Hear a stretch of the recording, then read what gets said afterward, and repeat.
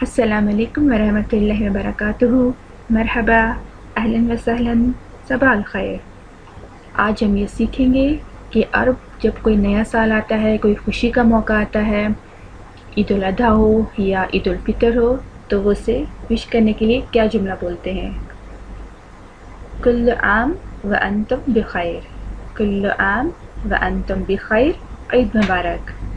کل عام وانتم بخیر، عید سعید، عید مبارک بھی کہتے ہیں، عید سعید بھی کہتے ہیں۔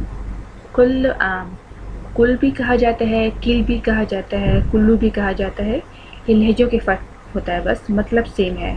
کل عام وانتم بخیر، کل عام وانتم بخیر، عید مبارک۔ May you celebrate this every year. Blessed Eid.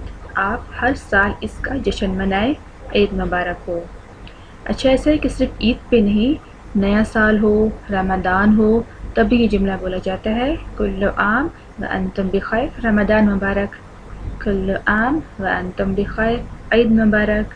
کل عام وانتم بخیر، عید سعید۔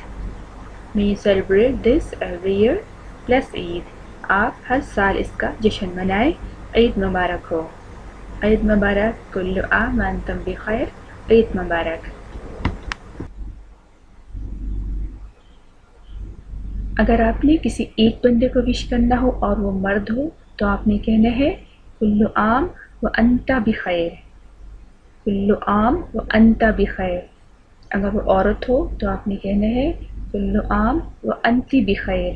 اگر بہت سارے لوگ ہوں تو یہ کہا جاتا ہے کل عام وانتم بخیر، عید مبارک۔